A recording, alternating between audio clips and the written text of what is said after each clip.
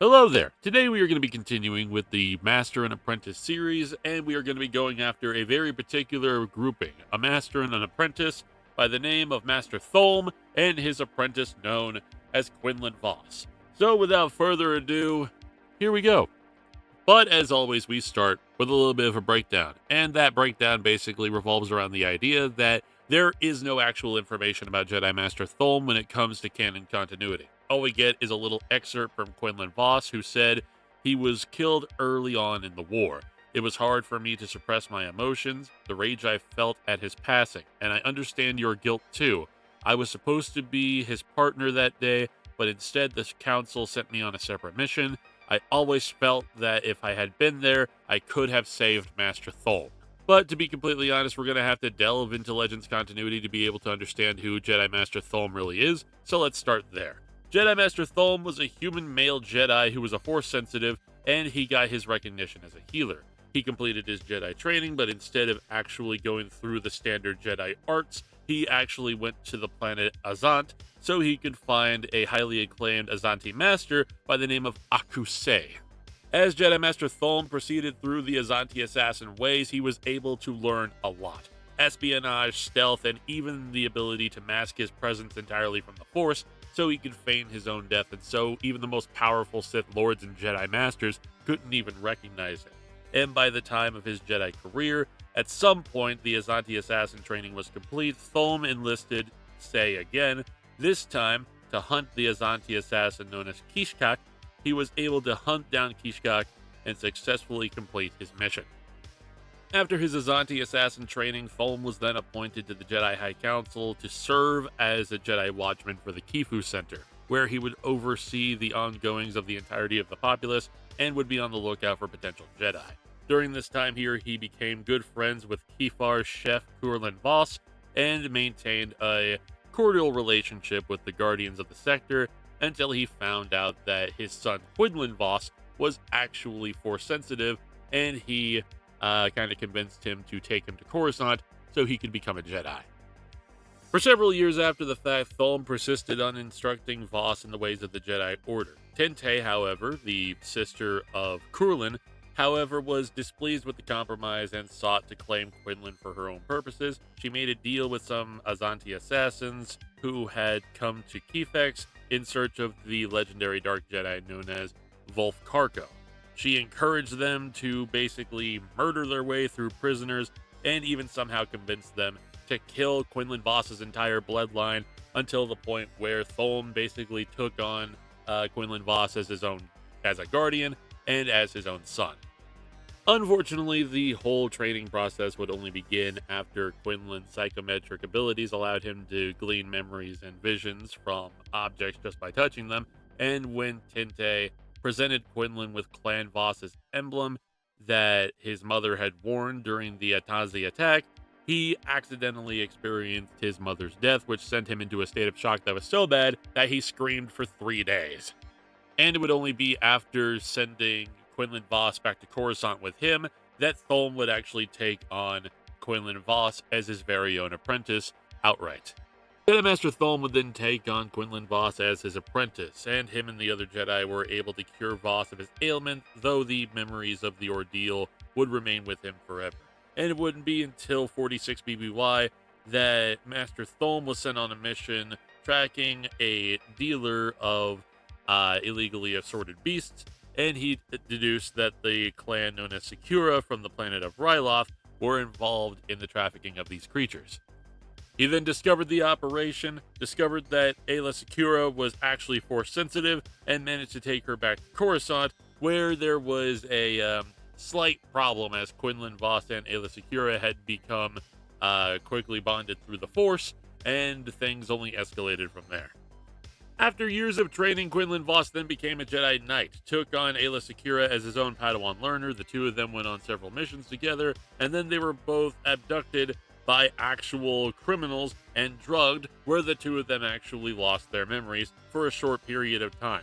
Ayla Secura lost her memories, but due to her Twi'lek physiology was able to reclaim them, but Voss was not successful. The ordeal had left him changed, and despite retraining by both Jedi Councilman Mace Windu and Master Sora Bulk, the council was troubled by the increased level of darkness inside of Quinlan Voss, and he was subsequently dispatched by the council to Kifex at his aunt's tenant's behest. And the entire thing was kind of a dumpster fire. The Jedi Council didn't really believe in Quinlan Voss's abilities because of his amnesia and because of the dark side of the Force building up inside of him. They sent Tholme to basically watch out over him because everybody was suspicious about the fact that Tenet was asking for Quinlan Voss specifically. So Tholme watches over him, and everything basically goes downhill from there. As Tholme suspected, Voss was driven to near madness by the memories of the Nazi attack, and he gleaned from objects that were abandoned in the compound that he had no direct memory of Tholme, but recognized him from the files that he had studied. Also at the compound was a Devoration bounty hunter known as Vilmar Gach. The three of them were then overtaken by many individual guards. They disarmed them, and Quinlan Voss and his master both fought in perfect unison alongside each other as if nothing had ever happened. That is before Tholme taught Voss one more thing about his past, specifically about Tenet's manipulation of him as a child. Voss, who then experienced his mother's death for the second time in his visions, began to hallucinate, seeing Tholme as one of the assassins. Enraged, he attacked his former master, but, Tholme just pushed him aside and sobered him up, and everything was fine. The Force then drew the two to the Black Hole Cantina, where they met Jedi Master Zhao, who was subsequently set upon by thugs, which prompted Tholme and his former Padawan to intervene. Eventually, the bar fight turned into an all-out brawl, when a pack of feral Azanti arrived unexpectedly, and even shocked that Voss had surprise attacked them, and the identity of the Anzati's leader was the lost Jedi, Aayla Secura.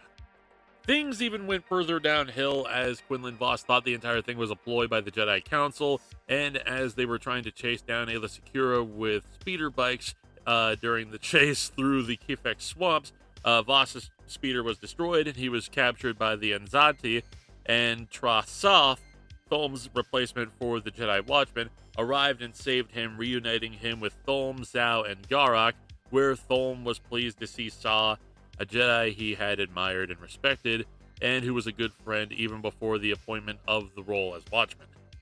Where together, all of them decided to pull themselves together, fight against the Anzati, and they fought against the entirety of the Anzati assassin horde, managing to kill every single one of them, save Aayla Secura, and managing to bring her back to Coruscant.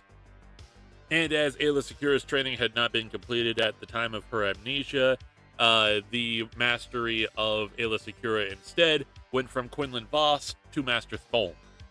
Over the course of the next couple of years, Tholme then had to go through training Aayla Secura, was tortured, got his eye gouged out by Count Dooku, who had become a Sith Lord, and then he had to heal himself up in a bacta tank before there was the Clone Wars, which actually went down only in about 22 BBY.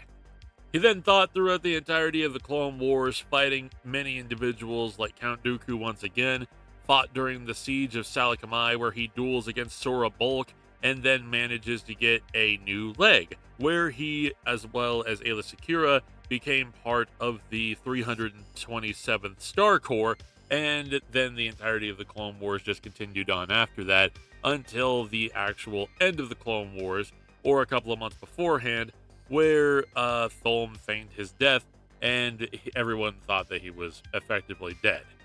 And of course, during the time where everybody thought he was dead, he was actually doing sabotage operations against the Confederacy of Independent Systems, basically destroying their cloning facilities and waging war outside of the catacombs for as long as Tholme had been fulfilling his task as a saboteur. That is before the actual end of the war and the fall of the Jedi Order, where he basically went into hiding and effectively stayed hiding for the entirety of the Empire's reign, and died somewhere between 19 and 137 ABY, which is absolutely insane.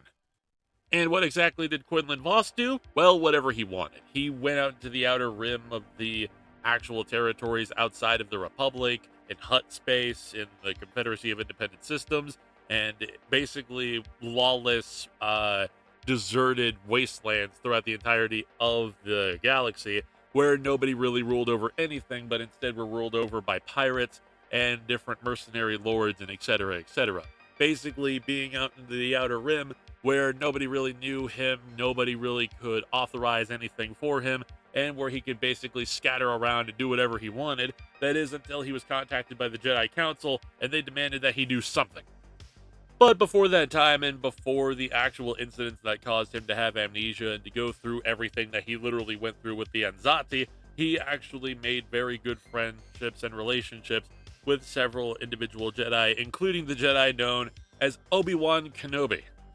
Obi-Wan Kenobi and Quinlan Voss had a budding friendship that lasted for well over a handful of decades. That is, until the point where the entirety of the Jedi Order and the Republic fell, causing them to both go into exile, not even knowing if the two of them actually survived Order 66 or even if either of them were alive. Because, to be completely honest, there is really no information on what happened to him after Order 66 and after the fall of the Republic. But what we do know is that he was a very good friend to Obi-Wan Kenobi.